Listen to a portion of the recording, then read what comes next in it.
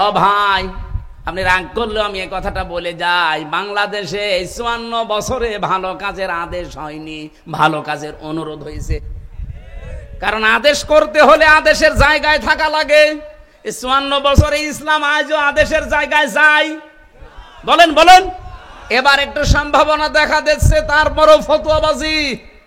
কিন্তু সুখের সংবাদে ইসলামী দলের ভেতরে 6টা বড় বড় দল অলরেডি তারা এক হওয়ার ঘোষণা কালকে দিয়ে দিয়েছে।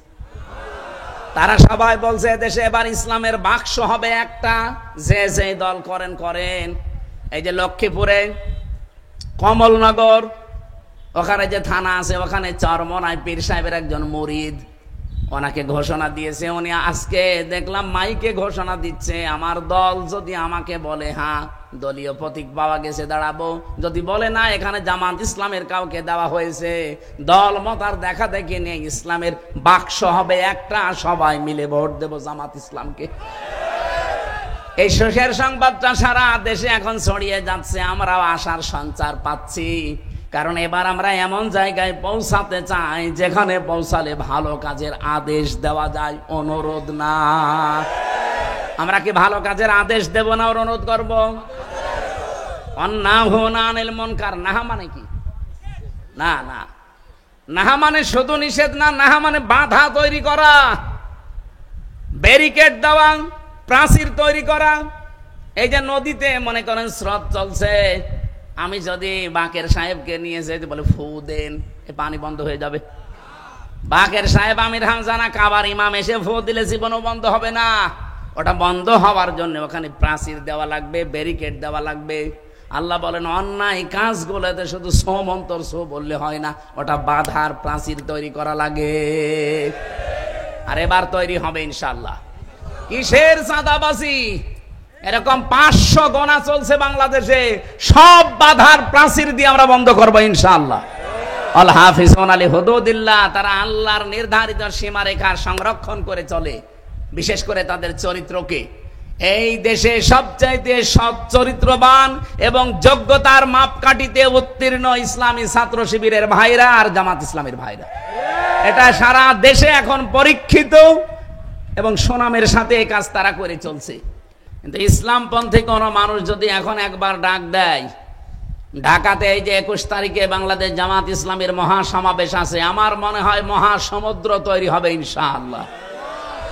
আমির জামাত ডক্টর শফিকুর রহমান হাফিজাহুল্লাহর ডাকে 21শে জুন বাংলাদেশে এর চাইতে বড় সমাবেশ কেউ দেখাতে অন্তত পারবে না। এরপরে 28 তারিখে আছে চরমনায় পীর সাহেবের, এই দিনও লক্ষ লক্ষ কোটি কোটি মানুষ বাংলাদেশ থেকে যাবে। অন্যান্য সময় বলতে পারেন না, এর আগেও বড় সমাবেশ হয়েছে, সেখানে মামা ছাড়া লেগেছে। কি এদেশে বড় বড় সমাবেশ যারাই করে তারা আগে মামা দেয়, হয়তো 500-1000 করে মামা দেওয়া লাগে। আমি তো নিজে দেখেছি ওই মানুষগুলোর সাথে মিশে, টাকা ভাগে কম পড়লে আবার বাবা মা তুলে গালিও দেয়। তার মানে তখন বোঝা যায় যে মনে হয় কিছু কম পেয়েছে। কিন্তু 21 তারিখে যারা যাবে, 64 জেলা থেকে যারা যাবে, এদেরকে কি 5 টাকা 10 টাকা আমির জামাত দিয়েছে? নিজের টাকা খরচ করে তারা যাবে। সুতরাং এই দেশে যদি নেতৃত্ব দেওয়ার গুণাবলী থাকে, ইসলামপন্থী যারা তাদেরই আছে। কারণ এটা আল্লাহ চাচ্ছেন, না জাআলাহুমা ইম্মাতান, আমি তাদেরকে জাতির নেতা বানাবো। 2 নম্বরে না জাআলাহুমুল ওয়ারিসিন, এই জমিনের উত্তরাধিকারী আমি আল্লাহ তাদেরকে বানিয়ে দেব। এতদিন বিতাড়িত করার চেষ্টা করেছিলেন, নিষিদ্ধ করার চেষ্টা করেছিলেন, আল্লাহ নিজে এখন দায়িত্ব নিয়ে এখানে ফাইল নিজে আল্লাহ সরাসরি অনুরিদু, আমি আল্লাহ ইচ্ছা করছি। সুতরাং আল্লাহর ইচ্ছাকে রদ করার ক্ষমতা দুনিয়ায় কারো? বলেন দুনিয়ায় কারো? আমরা এটা এখন দেখার অপেক্ষায় আছি। অনুমাক্কিনা লাহুম ফিল আরদ, আমি আল্লাহ নিজে তাদেরকে শাসন ক্ষমতায় বসিয়ে দেব। আমি মনে হয় বানাচ্ছি না, সূরা কাসাস 6 নম্বর আয়াত, অনুমাক্কিনা লাহুম ফিল আরদ, আমি আল্লাহ নিজে জমিনের শাসন ক্ষমতার চেয়ারে তাদেরকে বসাবো। এখানে বসাবে কে? আরো জোরে, সরাসরি কর্তা আল্লাহ নিজে। কেন করাবো জানো? নরিয়া ফিরাউনা ওয়া হামানা ওয়া জুনুদাহুমা মিনহুম মা কানু ইয়াহজারুন, আমি ফেরাউনকে দেখাতে চাই। আমার প্রশ্ন হচ্ছে নুরিয়া। আল্লাহ বলেন আমি দেখাতে চাই, দেখাতে চেয়েছি, আল্লাহ বলেন না চাই। বর্তমান, ভবিষ্যৎ, প্রেজেন্ট, ফিউচার। বলেন তো এখন ফেরাউন বেঁচে আছে? বলেন বলেন। তাহলে আল্লাহ কেন নুরিয়া দিলেন? যে আমি দেখাতে চাই ফেরাউনকে। ফেরাউনই তো নেই, তার মানে ফেরাউনের আত্মীয় স্বজন এখনো দুনিয়ায় আছে। আর যেটা পালিয়েছে ওটা যে লেডি ফেরাউন ছিল, তামাম দুনিয়া এখন বলছে। তার মানে আল্লাহ তাকে দেখাবে। 2 নম্বরে আল্লাহ নাম দিয়েছেন হামানা। হামান ছিল মন্ত্রী, আর একদিকে হামান ছিল টাক। কি আপনি দেখেন, টাকলা মোরাদ থেকে, কামরুল টাক থেকে শুরু করে যতগুলো টাক, টাকদেরকে আল্লাহ দেখাবে। আর সবগুলো মন্ত্রী ছিল। হয়তো আল্লাহ সরাসরি এখানে কামরুল টাকের নাম দেয়নি, মোরাদ টাকলার নাম দেয়নি, কিন্তু হামানের নাম দিয়েছে। ও হামান যা যা করতো এই টাকগুলো তাই তাই করিস। 3 নম্বরে জনুদাহুমা, আল্লাহ বলেন তাদের সৈন্য সমর্থন, তাদের দলীয় লোকজনকে আমি দেখাবো। ঠিক, আল্লাহ দেখাবে। কেন? মিনহুম মা কানু ইয়াহদারুন, এই মানুষগুলো সবচাইতে বেশি ভয় পেত মুসা নবীর দলকে। এই 54 বছরে এই দেশে ইসলামপন্থী কোন দলকে জালেমরা এত ভয় পায় না যত ভয় পায় জামাত আর শিবিরকে। যাদেরকে ভয় পাতেন এদেরকে আল্লাহ বসাবে, এ দায়িত্ব নিয়েছে আমির হামজা। কে? বলেন বলেন। এই সুসংবাদটা কি আমি নিজে বানালাম না কোরআনে আছে? আর কোরআনের কোনো কথা মিথ্যা হওয়ার সম্ভাবনা নেই, আছে? আল্লাহ অবশ্যই এটা সত্যে পরিণত করবেন বলে আমাদের 100% বিশ্বাস আছে। আর সেই আশায় এখন আমরা আছি ইনশাআল্লাহ। আজকে লন্ডনে বৈঠক হওয়ার পরে দেখছি একজনের মুখে শুধু ইনশাআল্লাহ, আলহামদুলিল্লাহ, সুবহানাল্লাহ, হবেই হবে, ইনশাআল্লাহ এই কথা বলছেন। কি গো, আল্লাহ বলে একজন আছে তাই বিশ্বাস করে না অনেকে, কিন্তু হঠাৎ করে এর মুখে খালি সুবহানাল্লাহ, ইনশাআল্লাহ, আলহামদুলিল্লাহ দোয়া করেন। এই কথা এত বারবার মুখে আসার কারণ কি? তার মানে এর ভেতরে কোনো কারণ আছে। সবাই জানতে পারে এই দেশে যে ইসলামের দোহাই দিয়ে এতদিন পট্টি মাথায় দিয়ে পর্যন্ত অনেকে ধোকা দিয়েছে। এখন আর মানুষ ধোকা খাবে না। কেন? কারণ এই জাতি এখন আর ডাইল খায় না, এখন আর বাবা খায় না। ডাইল বাবা যেখান থেকে আসবে সে রাস্তাগুলো বন্ধ হয়ে গেছে।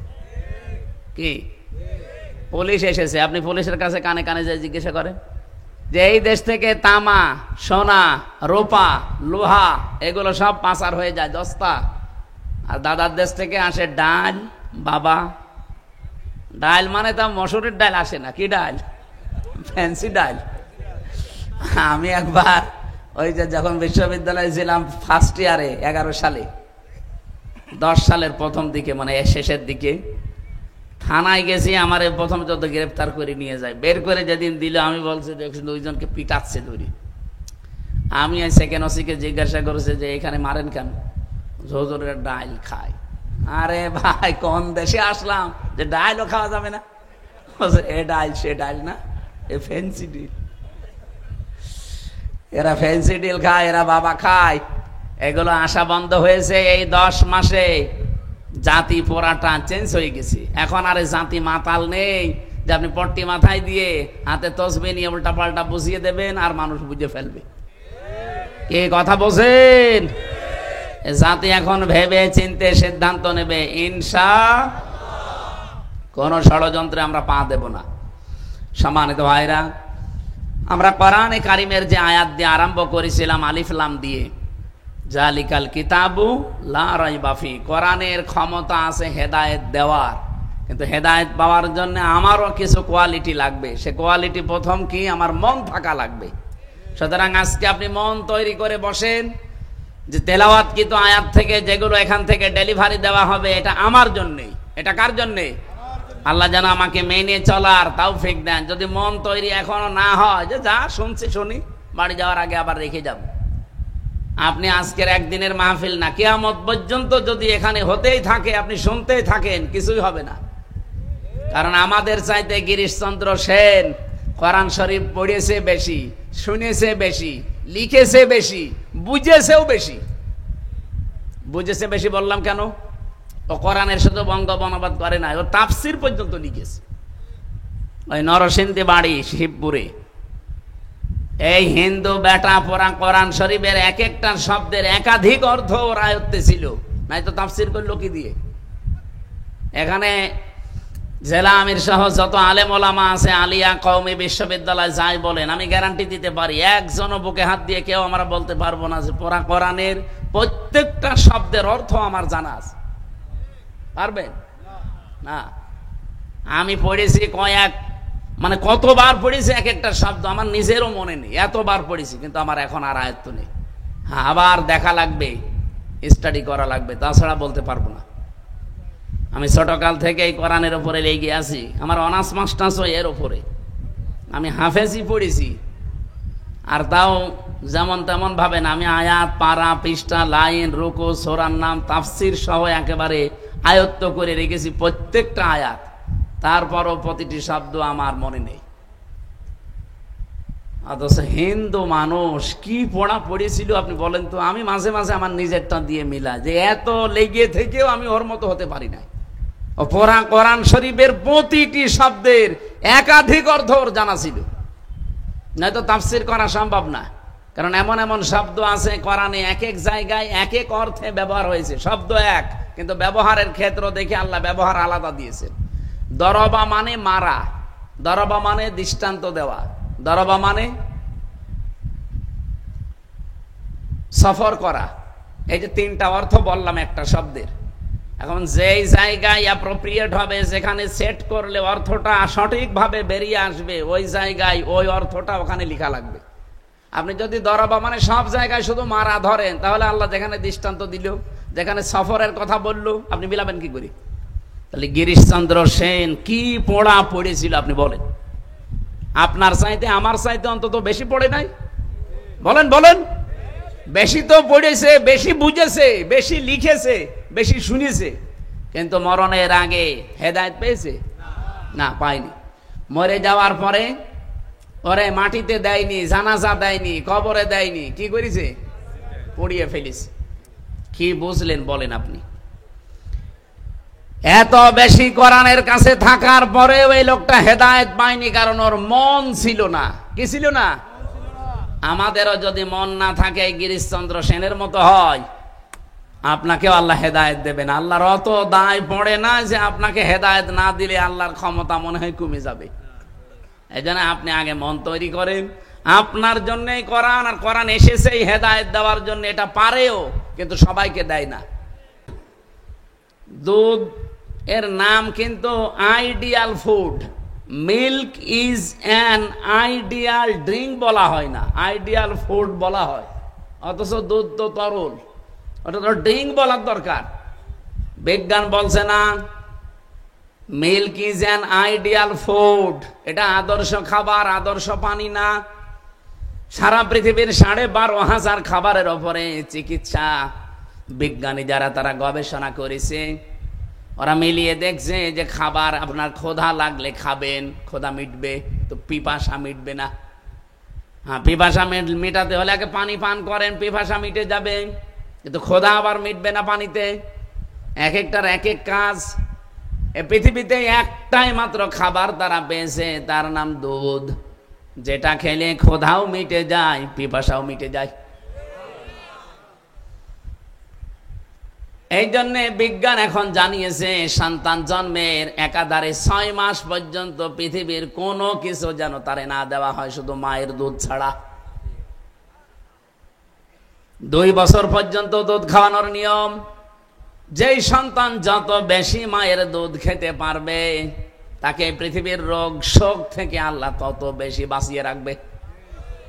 এমনকি সে হুষ্টপুষ্ট হবে, মোটা তাজা থাকবে, রোগ শোক থেকে প্রতিবন্ধকতা সৃষ্টি হবে এই দুধের কারণে। আমার মনে হয় আমি একটু জন্মের পরে দুধ কম পেয়েছিলাম, এই জন্য আমার শরীরই চলে না। এই 2 জন মনে হয় একটু বেশি পেয়েছে। কিন্তু আমার আফসোস লাগে, এখন আমাদের মেয়েরা অনেকেই তারা সন্তানকে এখন আর দুধ দিতে চায় না। মনে করে আমার ফিগার নষ্ট হয়ে যাবে, আমার স্বাস্থ্য খারাপ হয়ে যাবে। পৃথিবীর কোন জিনিস যদি এক জায়গায় জমাট হয়ে থাকে ওটা কিন্তু আর ঠিক থাকে না, নষ্ট হয়ে যায়। এই যে পানি, নদীর পানি যদি আপনি বাদাল দিয়ে রাখেন ঠিক থাকবে? পচন ধরবে, ওখানে পোকামাকড় তৈরি হবে, দুর্গন্ধ বের হবে, নষ্ট হয়ে যাবে। আর ছেড়ে দেন, স্বচ্ছ নির্মল পানি আসতেই থাকবে। লোহা লক্কড়াস এক জায়গায় রেখে দেন, মরিচা ধরবে, জং ধরবে, নষ্ট হয়ে যাবে। ওটা যত বেশি কাছে লাগাবেন তত ওর ধার ঠিক থাকবে। এই কথা বলছে না কেন?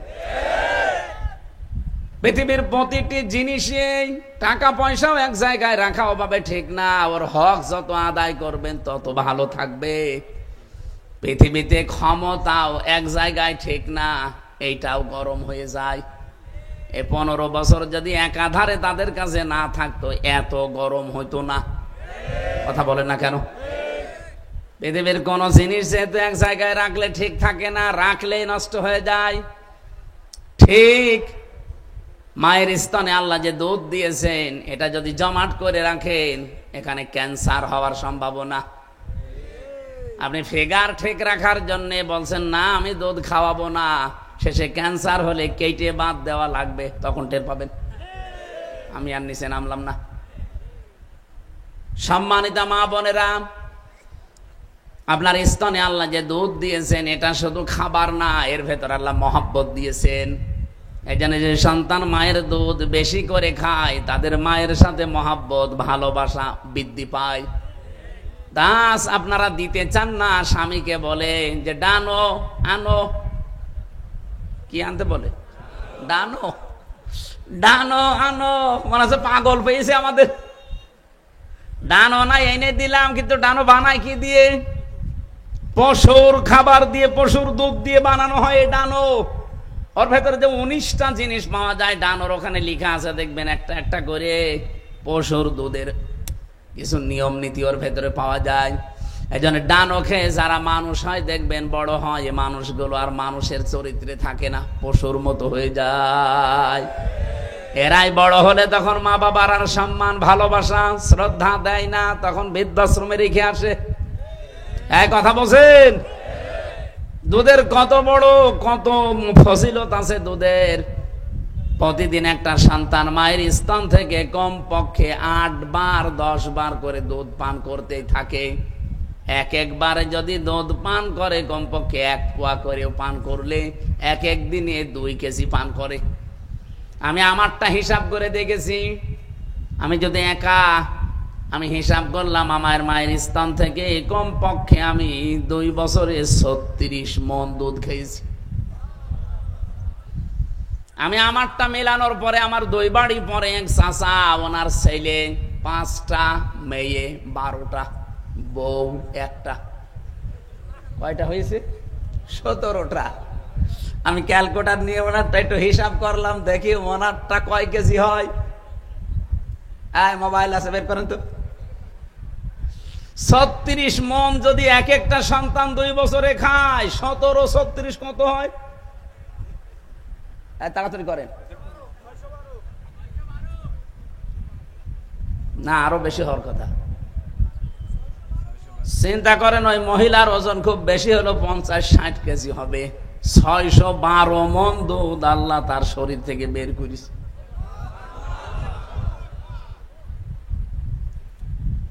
ওই মহিলার কোনো ক্যান্সারও নেই, এখনো বেঁচে, এখন মারা গেছে কয়েকদিন আগে। 12টা মেয়ে 12 গ্রামে বিয়ে দিয়েছে। এক মেয়ের বাড়ি যদি 7 দিন করেও থাকে ওর বছর শেষ। সম্মানিত মা বোনেরা, এখন 1টা 2টা 3টা সন্তানের পরে আপনার শরীর আর চলে না, অথচ ওই মহিলার 17টার সন্তান, রোগ বালাই নেই। দুধের এত বড় ক্ষমতা, এত বড় ফজিলত বলতে গেলে আরো বলা যায়, কিন্তু দুধ সবার জন্য ভালো না। কি আমাশার রোগীকে দুধ দেন, সুবহানাল্লাহ না নাউজুবিল্লাহ? ওর পায়খানায় থাকা লাগবে সবসময়। দুধ তো ভালো, এখন কি দুধ দোষ, দুধের দোষ না ওর পেটের দোষ? বলেন বলেন। এই যে সূর্যটা আলো দেয়, ওর কাজই আলো দেওয়া। পৃথিবীতে সবাই সূর্যের আলো পায় না? সবাই পায় না। অন্ধ যারা আলো পাবে, এখন কি দোষ সূর্যের না ওর চোখের? আল্লাহ বলেন যালিকাল কিতাব, এই কিতাবের আগে আলিফ লাম দিয়ে নির্দিষ্ট করলাম কেন জানো? এই কারণেই করেছি, কোরআন হেদায়েত দিতে পারে কিন্তু সবাইকে না। যেই লোকটা কোরআন থেকে হেদায়েত নিতে পারে না, এ দোষ আমার কোরআনের না, এ দোষ ওর কপালের। আজকের আলোচনা থেকে আমরা হেদায়েত নিতে চাই কোরআন থেকে, রাজি আছেন না? দল মত জাতি বর্ণ ধর্ম নির্বিশেষে সবার জন্য আজকের আয়োজন। খুশি হয়ে বলেন আলহামদুলিল্লাহ। এই যে আলহামদুলিল্লাহ বললেন, এখন তো হয়তো টের পাওয়া যাচ্ছে না, চোখ এখনই বন্ধ হয়ে যাক। কিয়ামত পর্যন্ত কবরে বসে বসে যদি আলহামদুলিল্লাহ বলেন, একটা নেকিও পাবেন না। যতক্ষণ চোখ বন্ধ না হয় ততক্ষণ নেকি পাবেন। আর একটা নেকির মর্যাদা মূল্য তখন বুঝে আসবে যেদিন কিয়ামতে আপনার একটা নেকি কম হয়ে যাবে। আল্লাহ পাক পাঠাবেন, যাও নিকট আত্মীয়দের কাছে যাও। ইয়াউমা ইয়াফিরুল মারউ মিন আখিহি ওয়া উম্মিহি ওয়া আবিহি ওয়া সাহিবাতিহি ওয়া বানিহি। রব্বুল আলামিন বলেন, মানুষ প্রথমে যাবে তার ভাইয়ের কাছে, এরপরে মায়ের কাছে, এরপরে বাবার কাছে, এরপরে নিজের স্ত্রীর কাছে, সন্তানের কাছে, বন্ধুর কাছে, এরপরে দুনিয়ার অন্যজনের কাছে। ও মাগুরাবাসী, এখান থেকে একটা শিক্ষা আমি বের করতে পারি। সিরিয়াল হিসাবে আল্লাহ প্রায় এখানে 6 জনের নাম দিয়েছেন: ভাই, মা, বাবা, স্ত্রী, সন্তান, বন্ধু। বিপদে পড়লে 6 প্রকার মানুষ এগিয়ে আসে না দূরে যায়? বলেন বলেন। অথচ কিয়ামতে আল্লাহ বলেন এর আগে পালাবে। তাহলে এই মাগুরা জেলায় যারা এই ভণ্ডামি করেন যে কিয়ামতে তোর কোনো চিন্তা নেই, আমি বাবা আছি, তোরে পার করে নিয়ে যাব, এ বাবা ভণ্ড আর আমাকে বোঝায় আমি একটা পাগল। আল্লাহ বলছেন যে এগুলো পালাবে। যেখানে ভাই পালিয়ে যাচ্ছে, মা পালিয়ে যাচ্ছে, বাবা পালিয়ে যাচ্ছে, আল্লাহ পালানোর ধরনও দিয়েছেন। ইয়াফিরু, ইয়াফিরু মানে না না, এফিরু শব্দের শাব্দিক অর্থ হচ্ছে মাজা তুলে দৌড় দেওয়া। সাপ দেখলে মানুষ লুঙ্গি তুলে দৌড় দেয়, কথা বলে না কেন? বাঘ দেখলে যেভাবে মানুষ লুঙ্গি ছেড়ে দিয়ে দৌড় দেয়, আল্লাহ বলেন কিয়ামতের দিন এইভাবে দৌড়াবে। যেখানে এত এত আপনজনই পালিয়ে যায়, সেখানে কোন পীর সাহেব, কোন বাবা আপনাকে বাঁচাবে আর আপনি বিশ্বাস করে আছেন ওইটা একটা ভণ্ড আর আপনি একটা পাগল। আমি আয়াতটা পড়ার পরে আমার মনে হয় কিয়ামতের দিন অনেক পীর সাহেব একথা বলবে, আল্লাহ আমি পীরই ছিলাম না, আমি মরিদ পাবো কোথায়? আমি তো পীরই ছিলাম না। যেখানে ভাই বলবে আমার ভাই বলে কিছু ছিল না, মা বলবে আমার বিয়েই হয়নি, সন্তান পাবো কোথায়? সেখানে পীর সাহেব কি কথা বলতে পারে না যে আমি পীর ছিলাম না? পারে না? কঠিন এই অবস্থার ভেতরে মানুষ একেবারে ফিরে আসবে আল্লাহর কাছে যে কেউ আমাকে কিছু দেয়নি। আল্লাহ পাক এই কিয়ামতের এই কঠিন দৃশ্যের কথাটা স্মরণ করিয়েছেন। এই জন্য এখন হয়তো একবার আলহামদুলিল্লাহ, সুবহানাল্লাহ, আল্লাহু আকবার, লা ইলাহা ইল্লাল্লাহ বলতে বললাম, কিছুই মনে হচ্ছে না।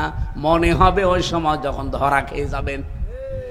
قد خسر الذين كذبوا بلقاء الله।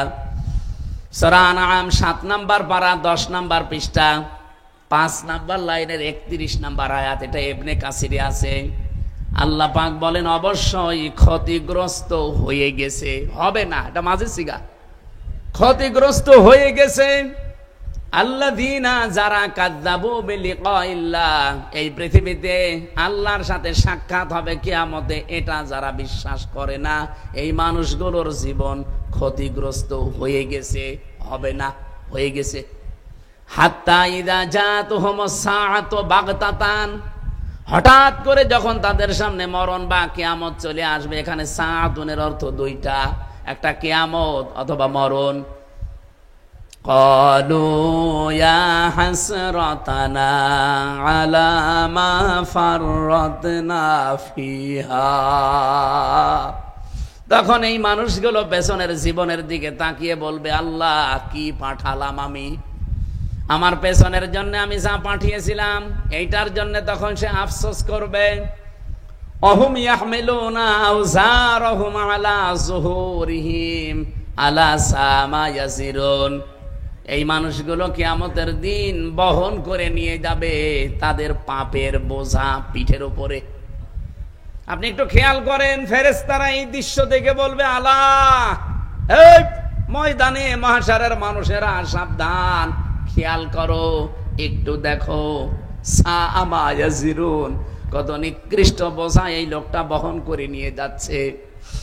মাগুরা বাঁশিয়াটা আপনি নিজের জন্য একটু ধরেন তো। এখানে শব্দের দিকে খেয়াল করে করে আমি তাফসীরের সাথে মিলিয়ে দেখলাম, আশ্চর্য শব্দ আল্লাহ এখানে চয়ন করলেন। ওয়া মানে এবং হোম মানে তারা, ইয়াহমিলুনা, হামালা ইয়াহমিলু মানে বহন করা, এটা বর্তমান ভবিষ্যৎ, প্রেজেন্ট ফিউচার। আলা মানে উপরে, জুহুর মানে পিঠ, হিম মানে তাদের, ঝাড়ের বহু বচন আল্লাহ আওজার দিয়েছেন, বোঝা সমূহ।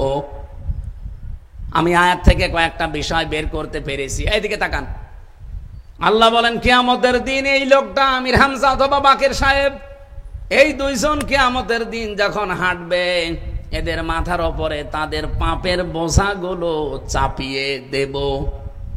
হয়েছে না? বাংলা অর্থ হয়নি। আল্লাহ যদি বলতেন চাপিয়ে দেব শুধু এ পর্যন্ত বললে আয়াতি আমি পড়তাম না। আল্লাহ পাক দিয়েছেন ইয়াহমিলুনা আলা যুহুরিহিম আওজারহুম আলা যুহুরিহিম। আল্লাহ জারহিম দিতে পারতেন, আওজার বহুবচন লাগালেন কেন? শুধুমাত্র পাপের বোঝা হামজার পিঠে, বাকেরের পিঠে আল্লাহ লাগিয়ে দেবে তা না। আল্লাহ পাক বলেন আমি চাপাতেই থাকবো তার এই গোনার বোঝাগুলো। কখন থেকে চাপাবে? যেই দিন থেকে ওর চোখ বন্ধ হয়ে যাবে, ওই দিন থেকে যেদিন কিয়ামত না হয়, এতদিন ওর পিঠের উপরে পাপের বোঝা আল্লাহ চাপাতেই থাকবে। চাপাতেই থাকবে কেন বললেন? কারণ আমি এখন এই 33 বছর বয়সে যদি মরে যাই, আমি যে অপরাধগুলো করেছিলাম, এই গোনা মনে করেন 20 কেজি, আমার মাথার উপরে পিঠের উপর আল্লাহ চাপিয়ে দিল, বিচার শেষ। কিন্তু কিয়ামত আসতে আসতে আমার এই 20 কেজি যদি 20,000 কেজি হয়ে যায়, আমি এমন গোনা করেছিলাম দুনিয়ায়, আমি চলে গেছি কিন্তু গোনা চলতে আছে। এমন একটা বই আমি লিখেছি যে আমি মরে গেলাম কিন্তু বইটা মানুষ পড়ে চরিত্র খারাপ করে। এই যে তাসলিমা নাসরিনের বই, হুমায়ুন আহমেদ বই লিখেছে, হুমায়ুন আজাদ বই লিখেছে। ও বইগুলো পড়লে মানুষের চরিত্র আরো খারাপ হয়। হুমায়ুন আহমেদের একটা বই নিয়ে এখন একটা সিনেমা তৈরি হয়েছে, পবিত্র ভালোবাসা। কি নাম? আপনারা তো ওইসব লাইনের লোক না, আপনারা আল্লাহর ওলি। পবিত্র ভালোবাসা সিনেমা যারা দেখেন, আমি তো উপন্যাস পড়েছিলাম, এখানে বাংলাদেশের একজন নিকৃষ্ট নায়িকা, আমি নাম বলতেও ঘৃণা করি ওদের, রাজশাহী বাড়ি, নাম বললাম না। এই দেশে নেকেট সিনেমা, থিয়েটার, নভেল, নাটক যারা করে তার ভেতরে এখন অন্যতম এই মহিলা। সে একজন মুসলিম মেয়ের পাঠ নিয়েছে, হিজাব পরে, পর্দা করে, বোরকা পরে কলেজে যায়। হিন্দু একজন ছেলের সাথে তার সম্পর্ক, নাম দিয়েছে। পরিবার তখন শেষ পর্যন্ত মেনে নিতে চায় না। এই উপন্যাসের শেষে লেখা আছে এইটা, যে এই দেখাতে চায় বিশ্বের মানুষকে যে হিজাব পরা, বোরকা পরা মুসলমান মেয়েরা কত নিচে নামতে পারে। এই বইটার ভেতরে, সিনেমার ভেতরে তুলে ধরেছে। এটা বিভিন্ন ভাষায় রূপান্তর হয়েছে।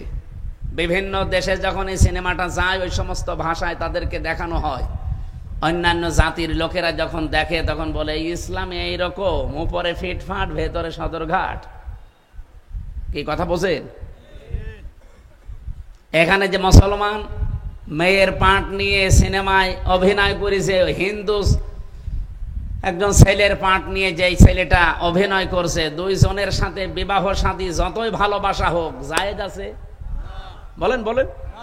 তখন এই মুসলিম মেয়েটার মা বাবা তারা মেনে নেয় না, বলে না আমরা গার্জিয়ান হিসাবে বিয়ে মানি না। ওরা তখন ইসলাম ধর্মকে ছোট হিসাবে উপস্থাপন করে যে এ ধর্ম উদার না, হিন্দুরা তো মেনে নিচ্ছে, আপনি মেনে নিতে চান না কেন? আমি মেনে নিতে চাই না আমার কোরআনের কারণে। ওয়ালা তানকিহুল মুশরিকিনা হাত্তা ইউমিনু, যতক্ষণ একজন মুশরিক মুসলমান না হবে, ঈমান না আনবে, কোনো মুমিনা নারীর জন্য তাকে বিয়ে করা জায়েজ নেই। অথচ আমার এই দেশে যারা দায়িত্বে ছিল পূর্বে, বহু মানুষের ছেলে, বহু মানুষের বোনের ছেলে মেয়ে, তারা এমন এমন মানুষের সাথে বিয়ে করেছে যাদের বিয়েই জায়েজ নেই। বলেন, একজন মুসলমান যতক্ষণ পর্যন্ত কোন হিন্দু নারী যদি মুসলমান না হয়, তার সাথে মুসলিমা না হয়, মুমিনা না হয়, তার সাথে বিয়ে করা জায়েজ নেই। এই আয়াতকে আমি বানালাম সূরা বাকারা 2 নম্বর পারা 14-16 নম্বর পৃষ্ঠা, না 14 নম্বর পৃষ্ঠা 3 নম্বর লাইনে আছে, 4 নম্বর লাইনে আছে, 221 নম্বর আয়াত। বাড়ি যে আপনি মিলান তো। এরা যে বড় বড় গলাবাজি করে যে আমরা আমাদের ছেলেকে, আমার মেয়েকে আমরা বিয়ে দিয়েছি আহলে কিতাবের সাথে। কিসের আহলে কিতাব? এই পৃথিবীতে মুসলমান বাদ দিয়ে যত জাতি আছে, এক কথায় সব কাফের। কে কথা বলেন না কেন? মুসলমান বাদ দিয়ে যত জাতির লোক দুনিয়া আছে, 4,500 জাতির লোক দুনিয়া আছে, সব কাফের। এমনকি মুসলমানদের ভেতরে আমি দায়িত্ব নিয়ে বলতে পারি, এটা রেকর্ড হচ্ছে আমার সামনে, শুধু মাগুরার এই কয়েক হাজার মানুষ না, এখন তামাম পৃথিবীতে যারা আছেন সবার উদ্দেশ্যে বলছি, আমি দায়িত্ব নিয়েই বলছি। এই পৃথিবীতে বিশেষ করে বাংলাদেশে ইসলামপন্থী মানুষরা বাদ দিয়ে মানুষের তৈরি করা আইন কানুন যারা প্রতিষ্ঠার জন্য আন্দোলন করেন, আপনি যে কোনো ভাবে মুশরিক। আপনি কোন ফতোয়া নিয়ে আনবেন, কোন আলেম থেকে নিয়ে আসেন দেখি। যারা ধর্ম নিরপেক্ষতা মতবাদে বিশ্বাস করেন, ওইগুলো কায়েম করতে চান, আবার নামাজও পড়েন, আপনি কাফের, কাফের এবং কাফের। এটা আপনার মন রক্ষা করা আমার কোনো দরকার নেই। আমার যেটা ফতোয়া এসেছে আমি ওইটা বলে দিলাম। আপনি কি রাগ করলে?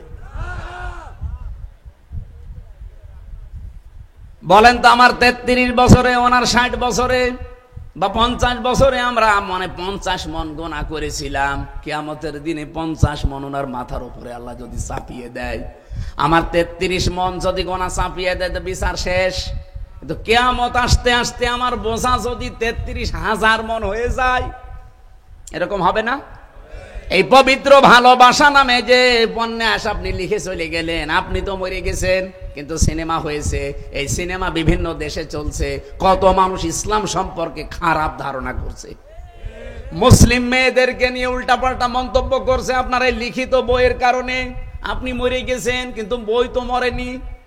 বলেন বলেন, যতদিন পর্যন্ত এই সিনেমা চলবে, এই বই থাকবে, যত মানুষ দেখবে, পড়বে, খারাপ হবে, ইসলাম সম্পর্কে, মুসলিম মহিলাদের সম্পর্কে খারাপ ধারণা করবে, কবরে বসে বসে আপনার ওই বোঝা বাড়তেই থাকবে। আপনি হয়তো 80 বছর বয়সে মরে গেছেন 80 মন গোনা নিয়ে, কিন্তু কিয়ামতে যখন উঠবেন আপনার গোনা হবে 80,000 মন। এরকম মানুষ বাংলাদেশে নেই। আল্লাহ এই জন্য ছাড় না দিয়ে ছাড় দিয়েছেন। আমরা এমন কোন কাজ যেন করে না যায় যে আমি চলে যাওয়ার পরও আমার গোনা জারি আছে। আমরা শুধু শুধু সাদগায়ে জারিয়া, আরে ভাই সাদগায়ে জারিয়া যদি থাকে তে গোনায়ে জারিয়াও আছে। আমি এমন একটা দল গঠন করলাম, আমি মরে গেছি কিন্তু আমার দলের লোক তো মরেনি, ও 180 মাইল বেগে চাঁদাবাজি করছে। এরকম দল তো দেশে নেই। আমি তো করি না, আমি তো দল তৈরি করে মরে গেলাম, কিন্তু যারা আছে আমার দলের, ওরা যত অন্যায় করবে সবগুলো ফ্লাক্সে লোড হয়ে আমার কবরে যেতেই থাকবে। বিশ্বজিৎকে যে ছেলেটা হত্যা করেছিল যারা, একজন আমার সাথে ছিল, খুলনায় বাড়ি, কপিলমণি, শাওন, ও ভেতরে আমার সাথে এই 3 বছর ছিল। মাঝে মাঝে আফসোস করে বলতো জীবনে সবচাইতে বড় ভুল এটা। আমি এই যে 8-9 দিন আগে গিয়েছিলাম কপিলমণি, ওই শাওনের মার বাবা একটাই ছেলে এসেছিল, কি কন্দন, 2 জন। প্রথমে দেখে আমার মনে হচ্ছে যে 2 জনই মনে হয় হিন্দু, ওনারা 2 জনই শিক্ষিকা শিক্ষক, কিন্তু একটাই ছেলে বিপথে চলে গেছে। এমন একটা দলে যোগ দিয়েছিল যেই দলে মানুষ হত্যা করা শেখানো হয়। মাগুরাবাসী, এই জন্য আমরা এমন কোন কাজে আঞ্জাম না দেই যে আমি চলে গেলাম কিন্তু আমরা ছাত্র সংগঠন বসে নেই, ওরা চাঁদাবাজি চালাচ্ছে, ওরা মানুষ খুন করা চালিয়ে যাচ্ছে, ওরা এমন এমন মিথ্যা কথা বলে যে এই কথাগুলোর কোনো ভিত্তি নেই। কয়েকদিন আগে এক ছাত্র নেতা, তাও কেন্দ্রীয়, উনি বক্তব্য দিতে গিয়ে বলে ফেললেন ইসলামী ছাত্র শিবির 71 সালে রগ কেটেছে। আর 71 সালে ওরা তো জন্মই হয়নি, ও তো 77 সালে জন্ম। তা আমার জন্ম 77 সালে, আমি 71 সালে রগ কাটলাম কি করে? এই কথাটা পুরা অসত্য, মিথ্যা। একজনের উপরে আন্দাজে মিথ্যা কিছু চাপিয়ে দিতে গেলে ভুল ভাল বের হয়ে যায়। এটা তামাম দুনিয়া এখন বলছে যে ওই ছেলেটা মিথ্যাবাদী, ওর আন্ডারে যত ছেলে আছে ওইটাই শিখবে। এই কথা বললেন না কেন? আপনি এত বড় মিথ্যা কথা, এত মিথ্যা তথ্য আপনি ছড়াতে পারেন, আপনি দায়িত্বশীল জায়গায় বসে দায়িত্বপূর্ণ কথা বলবেন। নয়তো আপনি এখনই যদি মরে যান, আপনার একটা মিথ্যা কথার কারণে কত মানুষ আপনার কথা শুনেছে, ওরা তো অনেকেই মনে করবে না, হতেও পারে। যারা জানে না যে শিবির 1977 সালে প্রতিষ্ঠিত, তারা তো মনে করবে না ওই 71 সালে মনে হয় রগ কেটেছে মায়ের পেটের ভেতরে থাকতে। ও মায়ের পেটেও তো আসে নাই না, মায়ের পেটে তো এসেছে। 77 সালে তাদের জন্ম। 71 সালে যিনি কেন্দ্রীয় সভাপতি ছিলেন ওই সময়, প্রতিষ্ঠাতা শহীদ মীর কাশেম আলী রহমতুল্লাহ আলাইহি, উনি নাই? সম্মানিত ভাইরা, আমরা এমন কোন কাজ না করি যে আমি চলে গেলাম কিন্তু আমার গণা বসে নেই, ও চলতে আছে। আমি কবরে আসি ঠিক, কিন্তু আমার এই বোঝাগুলো বাড়তেছে। আগে ছিল হয়তো 10 মন, এখন হয়ে যাচ্ছে 10,000 মন, কিয়ামত আসতে আসতে হয়ে যাবে 10 লক্ষ মন। তখন ফেরেশতারা বলবে আলা সামা ইয়াজিরুন, কত নিকৃষ্ট বোঝা এই লোকটা বহন করে নিয়ে যাচ্ছে। আজ হয়তো মানুষ আপনাকে দেখলে চেয়ার ছেড়ে দেয়, সম্মান করে সালাম দেয়। ফেরেশতারা যখন এই কথা আপনাকে দেখিয়ে বলবে দেখেন কত নিকৃষ্ট বোঝা বহন করে নিয়ে যাচ্ছে, কেমন লাগবে বলেন তো ওই জায়গায়? আল্লাহ আমাদের বাঁচান, জোরে বলেন আমিন। এজন্য নেকির মূল্য আমরা এখন টের পাচ্ছি না, চোখ বন্ধ হলে আমরা টের পাবো। আল্লাহ আমাদেরকে এখনই এই কামাই করার জায়গায় নেকি কামাই করার তৌফিক দিন, বলেন আমিন। সূরা তাওবা থেকে মাত্র একটা আয়াতের অংশ বিশেষ পড়েছি, খুব গুরুত্বপূর্ণ বিষয়। আমরা আসেন তাফসির আকারে কিছু কথা শুনি, নাকি বাড়ি চলে যাবেন? তাফসির মাহফিল লেখা না এখানে? হ্যাঁ, তাফসিরুল কোরআন মাহফিল লিখে দিয়েছেন। সূরা তাওবা 129টা আয়াত আছে। আমরা 111 নম্বর আয়াতের মাত্র 4 ভাগের 1 ভাগ পড়েছি। রব্বুল আলামিন বলেন ওমান আওফা বিআহদিহি মিনাল্লাহি ফাস্তাবশিরু বিবাইইকুমুল্লাযী বায়াতুম বি ওয়া যালিকা হুয়াল ফাওজুল আযীম। আওফা দিয়েছেন আল্লাহ। কে আছে এমন? পূর্ণকারী, অধিক পূর্ণকারী। ইসমে তাফসীল ওমান আওফা বিআহদিহি মিনাল্লাহ, আল্লাহর তুলনায় অঙ্গীকার পূরণকারী হিসাবে আর কে আছে দুনিয়ায়? ওমান আসদাকু মিনাল্লাহি হাদিসা, ওমান আসদাকু মিনাল্লাহি কিলা, আল্লাহর চাইতে সত্য কথা বলা, আল্লাহর চাইতে সত্য ভাষণ দেওয়া মানুষ দুনিয়াতে আছে? আল্লাহ পাক বলেন আমি নিজে বলছি আমার চাইতে ওয়াদা পূরণকারীও কেউ নেই। সুতরাং এই যে আগে আয়াতের ভেতরে যে ওয়াদা করলে জান আর মাল আম্মাকে দেবে, আমি তোমাদের জান্নাত দিয়ে দেব, ফাস্তাবশিরু বিবাইইকুমুল্লাযী বায়াতুম বি। এই পৃথিবীতে যেই লোকটা এভাবে আল্লাহর সাথে চুক্তিবদ্ধ হয়েছে, বেচা কিনা করেছে, ক্রয় বিক্রয় করেছে, সওদা করেছে আল্লাহর সাথে, সে যেন ফাস্তাবশিরু, বাশির না দিয়ে কতগুলো অক্ষর আল্লাহ বেশি করলেন। আরবি গ্রামারের নিয়ম অনুযায়ী কোন শব্দে যদি অক্ষর বেশি হয় তার গুরুত্ব বেড়ে যায়। আল্লাহ বাশির না দিয়ে ফাস্তাবশিরু, অনেকগুলো অক্ষর বেশি আছে। আল্লাহ বলেন তারা যেন সুসংবাদ গ্রহণ করে, খুশি হয়। কি করতে খুশি হবে? বিবাইইকুমুল্লাযী বায়াতুম বি, ওরা যে সওদা করেছে, বেচা কিনা করেছে, এই কারণে তারা যেন খুশি হয়। ওয়াযালিকা হুয়াল ফাওজুল আযীম, এইটাই হচ্ছে সবচাইতে মহান সফলতা। এটা বাংলা অর্থ ছিল। এবার আসেন আমরা একটু ব্যাখ্যা করি। এই বাংলাদেশেরটা আমরা আছি যেহেতু এই দেশে, এই দেশেরটাই বলছি। এই দেশে আমরা যারা আল্লাহর জন্য জান আর মাল সত্যি দিয়ে দিয়েছি, এই মানুষগুলো আমরা এমন ব্যবসায় লেগেছি যেই ব্যবসায় তিজারাত লাং তাবুর, কোনোদিন আমাদের ব্যবসায় লস নেই। আমাদের ব্যবসায় লস নেই। আমরা যদি মরেও যাই লাভ, বেঁচে থাকলেও লাভ।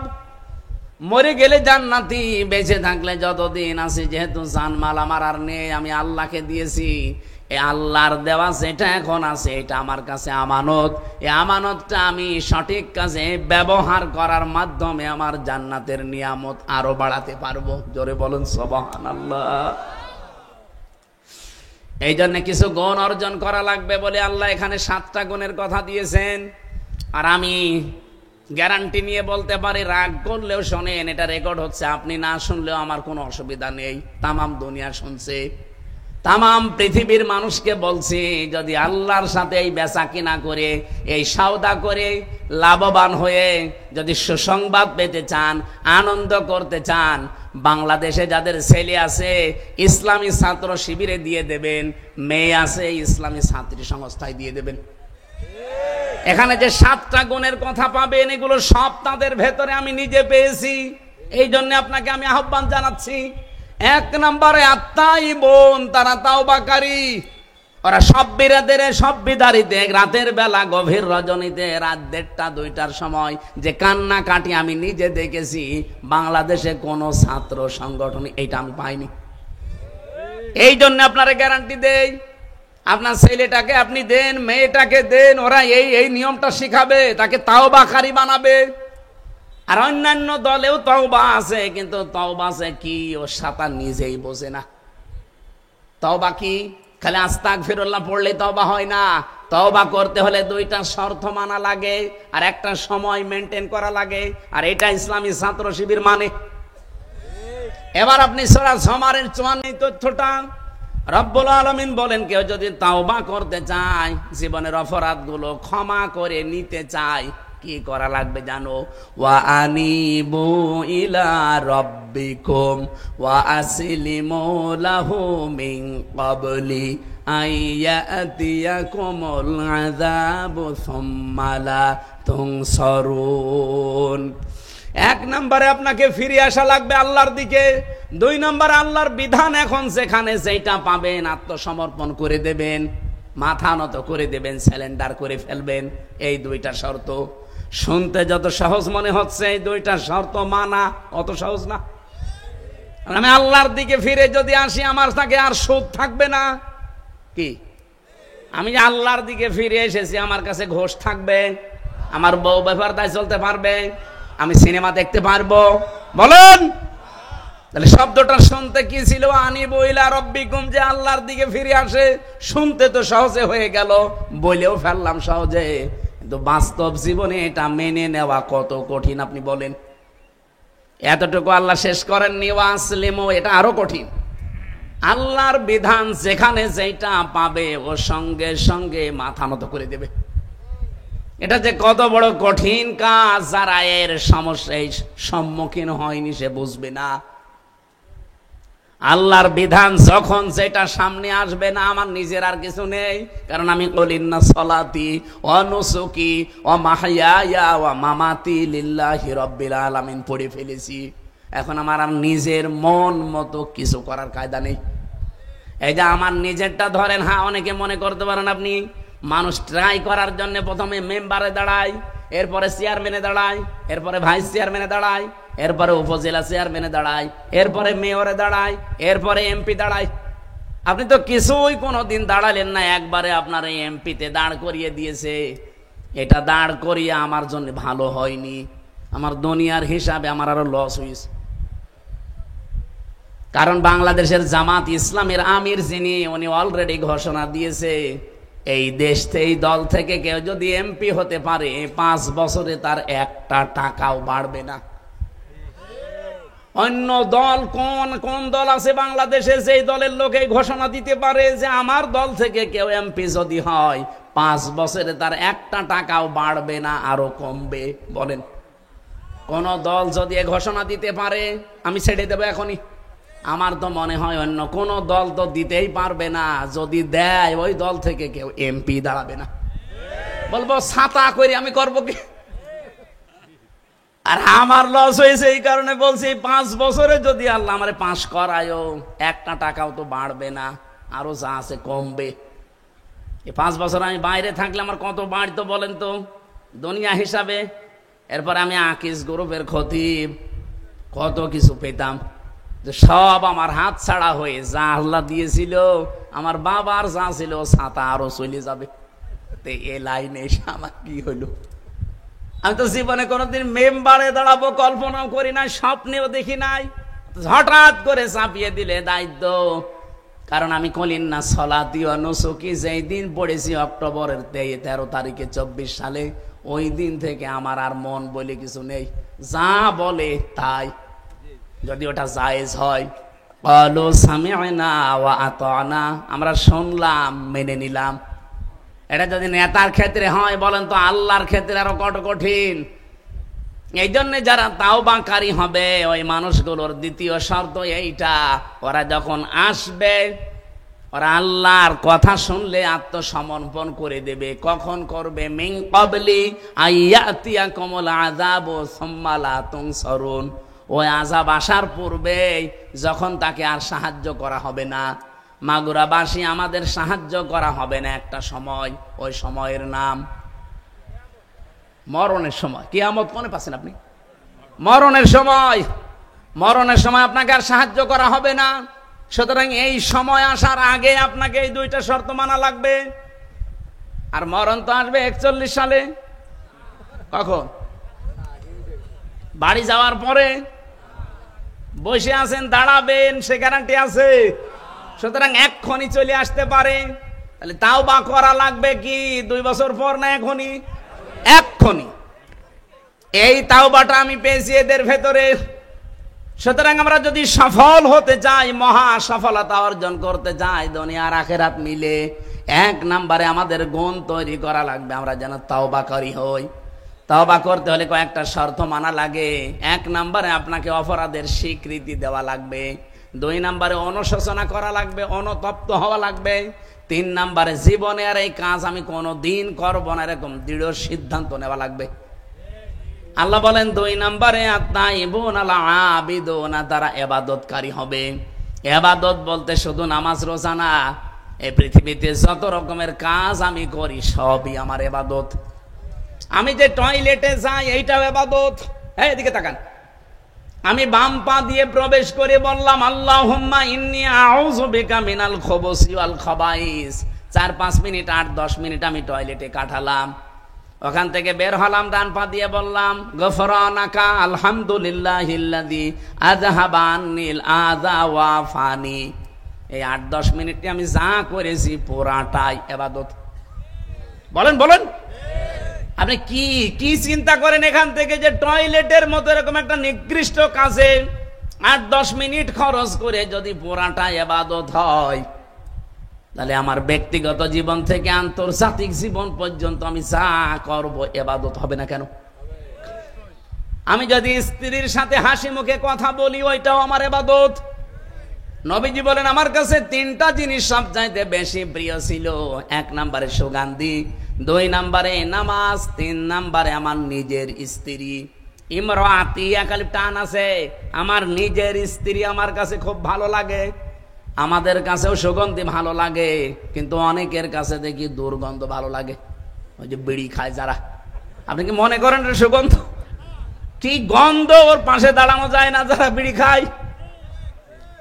আমার মনে হয় বিড়ি যারা খায় ওদের জামা নাড়া দিলেও গন্ধ বের হয়। এখানে বিড়ি খান কারা? হাত তোলেন তো।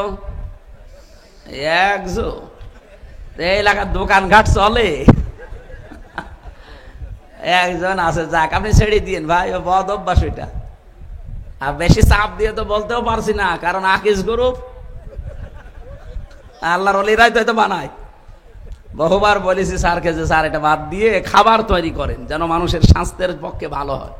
ওনারা ওটা অলরেডি বিক্রি করে দিয়েছে, কিন্তু প্রসেসিং যেটা ওটাতে 1 দিন 2 দিন ওনার বাবারা করে আসতেছে। রাকেশ তো উঠেছে এই আল্লাহর ওলি দিয়ে। নামাজ নবীজির কাছে ভালো লাগতো, আমাদের কাছেও নামাজ ভালো লাগে, সেজদা ভালো লাগে, কিন্তু যেখানে সেখানে সেজদা দেওয়া যাবে না। কত মানুষ মাজারে কবরে বাবার পায়ে সেজদা দেয়। নবীজি বলেন আমার কাছে আমার স্ত্রী ভালো লাগতো, আমার নিজের স্ত্রী, আমাদের কাছেও স্ত্রী ভালো লাগে, তবে নিজেরটা বাদ দিয়ে অন্যেরটা। না মানে না না বললে হবে আপনি? এখানে বহু মানুষ আছে নিজের বর কথা শুনতে তিতা লাগে আর অন্যের বর কথা শুনতে মিঠা লাগে।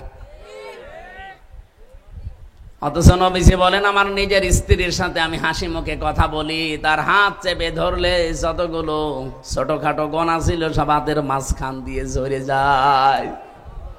তাহলে স্ত্রীর সাথে হাসি মুখে কথা বলাও একটা ইবাদত। এই ছোটখাটো বিষয়গুলো বললে খুব খুশি হয়, ঠিক আছে বলেন, টয়লেটের কথা বলেন, স্ত্রীর কথা বলেন, এই বিষয়গুলো যদি আপনার কাছে ইবাদত মনে হয়, বলেন তো রাষ্ট্র চালানো এটা বিশ্ব নবী 10 বছর একাধারে চালিয়েছিলেন কোরআন দিয়ে, ওইটা ইবাদত হবে না কেন? এই জন্য আমার একটা ইসলামী কলি ছিল না, গজলের শেষের দিকে বলেছিলাম এই সুন্নতের কথা বললে আজ চাপাই নবাবগঞ্জের যে স্বামী স্ত্রী দুইজন আছে মুফাসসিরে কোরআন, ওনারা ফতোয়া দিচ্ছে যে এটা রাজনীতি, কোরআন দিয়ে মানুষ কেন রাজনীতি করবে? বিশ্বনবী নিজে রাজনীতি করে রাষ্ট্রনায়ক হয়েছিলেন নাকি উড়ে এসে জুড়ে বসেছেন?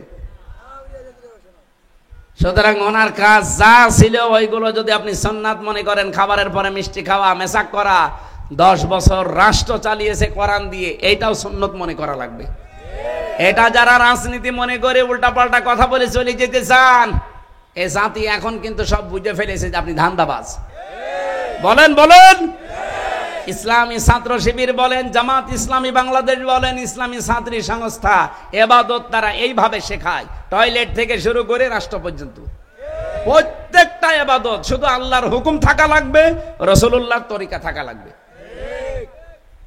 এরপরে দিয়েছে হামিদুনা, তারা প্রশংসাকারী হয়, তাদের মুখে এত বেশি প্রশংসা শুনবেন আল্লাহর।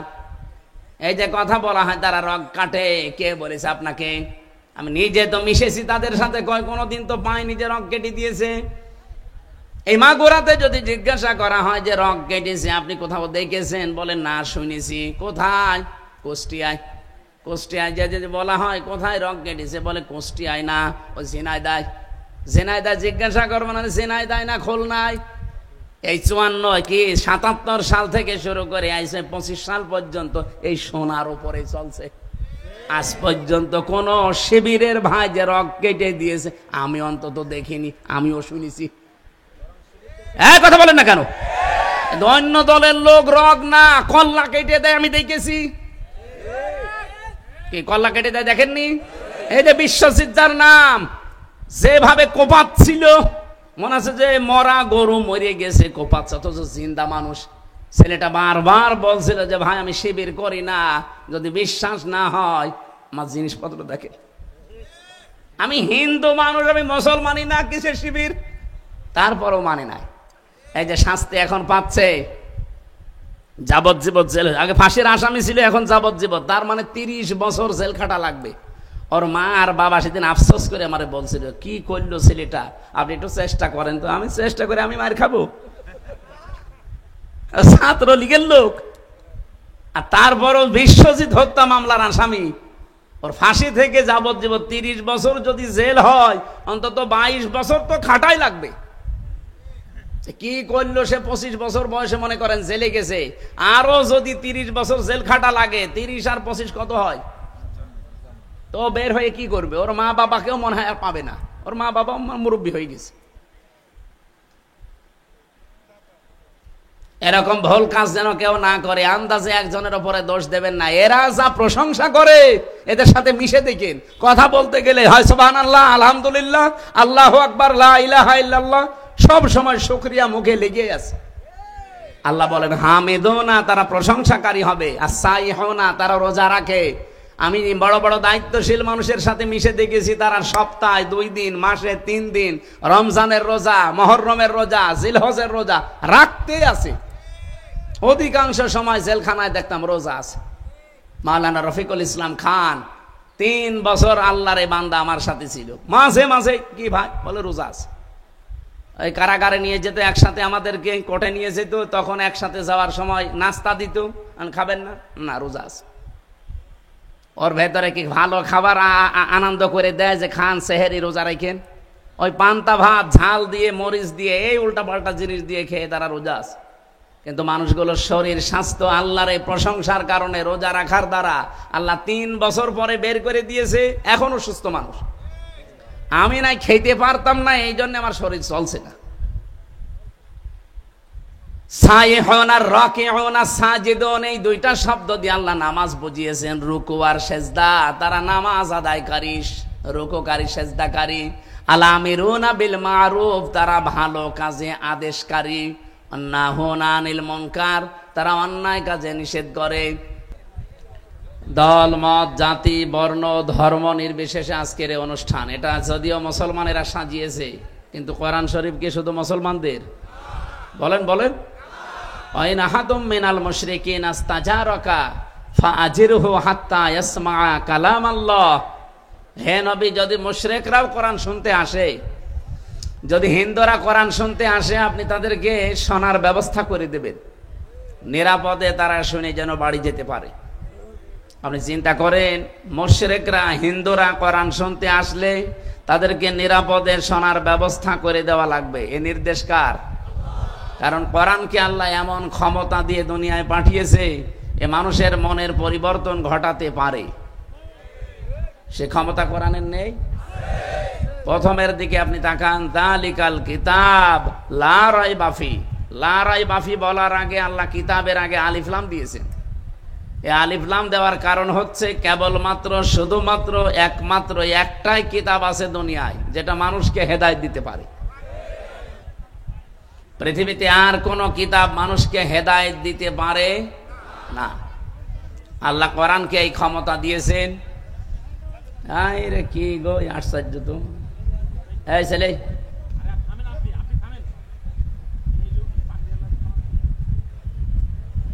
পাগড়িওয়ালা ভাই, কি আপনাকে কি কিছু কামড় দিয়েছে?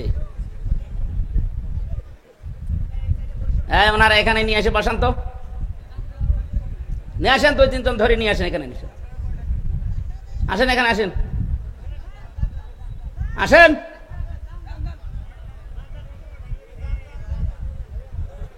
আপনাকে কিছু কামড় দিয়েছে? কথা বলবেন না, হয় দাঁড়িয়ে থাকেন না বাড়ি চলে যান, কথা বলবেন না, আপনার জন্য ডিস্টার্ব হচ্ছে। এরপরে কথা বলে কে গো? এখানে সরিয়ে আসেন। আপনার যে পাগড়ি, পাগড়ির কারণে তো 2-3 জন দেখতে পাচ্ছে না। লাদেন পাগড়ি বাইন্দে বসে আছে।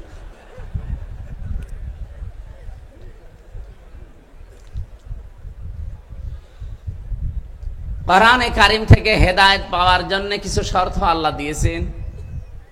সেটা হচ্ছে, প্রথম আপনার মন থাকা লাগবে। মন যদি না থাকে, আমির হামজা না, আমির হামজা বাঁ পেশে ওয়াজ করলে আপনার কিছুই হবে না।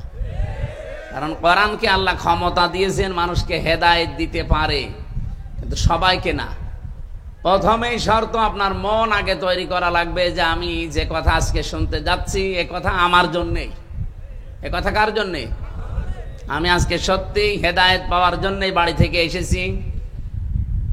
এই যে আমরা আয়াত পড়েছিলাম সূরা মারিয়ামের 41 নম্বর আয়াতের, আযকুর ফিল কিতাবি ইব্রাহিম বা ইব্রাহিম ইন্নাহু কানা সিদ্দীকান নাবিয়্যা। হযরত ইব্রাহিম ছিলেন একদিকে সিদ্দিক আর একদিকে নবী। উনি সিদ্দিক মানে শুধু সত্য কথা বলতেন, এই জন্য সিদ্দিক না, সত্যকে সত্য জানার পরে যিনি অকণ্ঠ চিত্তে মেনে নিতে পারে, যিনি দ্বিধাহীন চিত্তে মেনে নিতে পারে, তিনি আল্লাহর কাছে সিদ্দিক। আর সেই সময় বাংলাদেশে এখন চলছে, সত্যকে সত্য জানার পরে আপনাকে মেনে নেওয়ার মতো যোগ্যতা তৈরি করা লাগবে এই মুহূর্তে, 10 দিন পরে না, এক্ষুনি। আর আপনি জানেন কিন্তু সত্য কোনটা? আল্লাহর কোরআন সূরা কসসের 5 এবং 6 নম্বর আয়াতের সুসংবাদ আছে, যেটা হাজার হাজার বছর আগের কাহিনী আল্লাহ 1500 বছর আগে বলেছিলেন। এখন আমার মনে হচ্ছে এই 2025 সালে এটা 100% কার্যকর হবে। আমি একটু বাংলাটা বলছি। আল্লাহ রাব্বুল আলামিন বলেন, আমি একটা ইচ্ছা করলাম, আমি একটা ইরাদা করলাম যে ফেরাউন যে দলের ওপরে জুলুম অত্যাচার নির্যাতন করে তাদেরকে একেবারে ছোট করে রেখেছিল, নিম্ন করে রেখেছিল, একেবারে মানে উঠতেই দেয়নি, সেই দলটার নাম ছিল মুসা নবীর দল। কোন দল? মুসা নবীর দলকে সে দাঁড়াতে দিয়েছে, উঠতে দিয়েছে, ছোট করে রাখতো, গোলাম বানিয়ে রাখতো, দাস বানিয়ে রাখতো। আল্লাহ বলেন, আমি শেষ পর্যন্ত একটা ইচ্ছা করলাম, নুরিদু আন্না মুন্না, আমার ইচ্ছা হচ্ছে আমি একটু মনন করব। মনন মানে অনুগ্রহ করব, আমি দয়া করব, আমি রহমত দেব তাদেরকে। কাদের? আলাল্লাযীনা ইসতাদঈফু ফিল আরদি, যাদেরকে জমিনে দুর্বল করে রাখা হয়েছিল। আর আমরা জানি এই কাহিনী যেহেতু মুসা আলাইহিস সালামকে উদ্দেশ্য করে আল্লাহ নাযিল করেছেন, ওই জামানায় ফেরাউন ওই দেশের মানুষকে ছোট ছোট দলে দলে ভাগ ভাগ করে একটা দলের ওপরে খুব বেশি অত্যাচার করেছিল। সেই দলের নাম মুসা আলাইহিস সালামের দল। এ পর্যন্ত কোনোদিন শোনেননি? কথা বলেন না কেন? আপনি এখন 1500 বছর পরে এই যে তাকান, এন হায়াত নাজিল হয়েছে 1500 বছর আগে, এখন এর দিকে তাকান। ফেরাউন এখন নেই, কিন্তু ফেরাউনের মতো অনুসারী এই দুনিয়াতে আছে, এমনকি বাংলাদেশে। তারাও ফেরাউনের এই কাজটা হাতে নিয়েছিল। তাদের কাজই ছিল এই দেশের মানুষকে ছোট ছোট দলে দলে দলে বিভক্ত করে দিয়ে একটা দলকে তারা টার্গেট নিয়েছিল, যেভাবেই হোক ঘায়েল করা, কাজ করে রাখা, ফেলে দেওয়া, দাঁড়াতে না দেওয়া। দেখেন ফেরাউন যা করেছিল, এখন অনেকে এইটাই করেছে। ফেরাউনের উদ্দেশ্য ছিল কি, আমি ছোট ছোট দলে দলে বিভক্ত করে রাখলে জাতি যদি এক জায়গায় হতে না পারে, আর এক জায়গায় না হলে শক্তি হবে না। এরাও এই উদ্দেশ্য নিয়ে কাজ করছিল। দেখেন আমাদের ভেতরে এমনও দল বাংলাদেশে আছে, শুধু সভাপতি আর সেক্রেটারি, তাছাড়া আর কেউ নেই। আছে। আমি জেলখানায় একটা লোক পেয়েছিলাম, উনি হচ্ছে আল্লাহ দলের সভাপতি, আব্দুল মতিন। আমি বললাম, ভাই সেক্রেটারি কে? বস আমার ছেলে। তার মানে ও সভাপতি, ও ছেলে সেক্রেটারি, আর এ দেশে কেউ নেই। একটা দল, দলের নাম আল্লাহ দল। কি নাম? এরকম প্রায় 19টা দল ওই জেলখানার ভেতরে কাজ করছে। তাদের আর কেউ নেই, শুধু সে আর সভাপতি সেক্রেটারি, আর কেউ নেই। ফেরাউনের কাজ ছিল এটা। এগুলো তৈরি করেছিল ওই পাশের দাদা বাবুরা। আমি তাদের নাম নিতে ঘৃণা করি, এজন্য নাম নিলাম না। ওরা এই দেশে গোয়েন্দার নাম নিয়ে, এজেন্সির নাম নিয়ে দলে বিদলে বিভক্ত করে, শুধু টুপিওয়ালাদের ভেতরে হাজারো দল, 43টার উপরে দল। আর জেনারেল যারা আছে তাদের সব মিলে এই দেশে এখন 73টার উপরে দল চলছে। কিন্তু সব দল জালেমদের টার্গেট ছিল না, একটা দল টার্গেট ছিল। 1971 সালে এই দেশে যদি আপনি যাদের উপরে দোষ দিতে চান, বাংলাদেশ জামাত ইসলামী মনে করেন, এরকম দোষে দোষী আর অন্য দলের ভেতরে কেউ নেই। ওই সময় ইসলামপন্থী যারা ছিল সবাই হয় ডাইরেক্ট ইনডাইরেক্ট অনেকেই বিরোধিতা করেছিল। কিন্তু এই 54 বছরে জালেমরা কাউকে টার্গেট করে না। টার্গেট করলেই এক কথা বলেন না কেন, একেবারে ফেরাউনের সাথে খাপের খাপ মমতাজের বাপ মিলে যাচ্ছে। ও যা করেছিল এই লেডি ফেরাউন তাই করিস। ইন্নাহু কানা মিনাল মুফসিদিন, সে ছিল সন্ত্রাসী, ফ্যাসাদ সৃষ্টিকারী, বিশৃঙ্খলা সৃষ্টিকারী, এমনকি ভীতিপূর্ণ পরিবেশ তৈরিকারী, একেবারে তাই করেছিল। চাচা এর সাথে আক্ষেপ করে মরণের আগে বলেছিল, ঘরে থাকলে খুন, বাইরে থাকলে গুম। এরকম পরিস্থিতি চলছিল না? বলেন বলেন। এমনকি আগস্টের 3 তারিখের আগে সিদ্ধান্তই দিয়ে দিয়েছিল যে যেখানে ইসলামপন্থী মানুষ পাবে কোনো অর্ডার লাগবে না, মেরে ফেলা লাগবে। আর এই অর্ডারটা এসেছিল দাদার কাছ থেকে। কোনো বিচার আচারই লাগবে না। এই কারণেই তো আজ বিশ্ব এমন এমন খেপে গেছে যে কি গো, ভালো মানুষ আপনি একেবারে গুলি আছে বলে মারি ফেলবেন। 3 তারিখের পরে 4 তারিখে ইসলামপন্থীরা সব ওই 3 তারিখে বিকাল বেলা গোপনে বসেছিল উত্তরায়। তাদের পাশাপাশি এমন সিদ্ধান্ত নিয়েছে যে না, এইভাবে থাকলে আর কয়দিন পরে এদেশে আল্লাহও বলা যাবে না। সুতরাং যখন বেঁচে থাকাই লাগবে, বেঁচে থাকার মতো যদি থাকতে পারি থাকবো, না হলে এভাবে বেঁচে থাকার দরকার নেই। 4 তারিখে ঘোষণা দিয়ে তারা নেমেছিল, 5 তারিখে তো আপনারা দেখলেন ফাইনাল খেলা। আমার তো মনে হচ্ছে আল্লাহ যে হাজার হাজার বছর আগে মুসা আলাইহিস সালামের ব্যাপারে যে সিদ্ধান্ত নিয়েছিল, এই দেশে এখন ইসলামপন্থীদের ব্যাপারে সেই সিদ্ধান্ত আল্লাহ নতুন করে আরেকবার নিতে যাচ্ছে। কোরআনের এই আয়াত যদি সত্য 100 ভাগ আমরা বিশ্বাস করি না তাহলে আপনি মুসা নবীর সাথে আল্লাহ যা করেছিল, তারা যেহেতু জুলুম অত্যাচার নির্যাতনের শিকার ছিল, আমরাও 54 বছরে একেবারে জুলুম অত্যাচার নির্যাতনের শিকার কম হয়নি। কত রাত অনেকে কলা গাছের নিচে কাটিয়েছে, কত বাঁশ গাছের নিচে কাটিয়েছে, ধানের ক্ষেতের ভেতরে কাটিয়েছে, আখের ভেতরে কাটিয়েছে। এক কথা বলেন না কেন? নিজের স্ত্রীর কাছে 15 বছর 17 বছর যেতে পারেনি এমন মানুষ দেশে নেই। এই কঠিন পরিস্থিতি যাদের উপর দিয়ে গেল, স্টিম রোলার গেল, আল্লাহ মনে হচ্ছে তাদের উপর একটা মানান করতে চায়। মানান মানে অনুগ্রহ। মানান মানে কি? দয়া করা, রহমত করা, অনুগ্রহ করা। আল্লাহ বলেন আমি কি করব জানো? ওয়ানাজআলাহুমা ইম্মাতান, আমি তাদেরকে জাতির নেতা বানিয়ে দেব। একেবারে 100 ভাগ আয়াতটা বাংলাদেশে মিলে গেছে। এই দেশে এখন নেতা ইসলামপন্থী যারা আসল নেতা তারাই।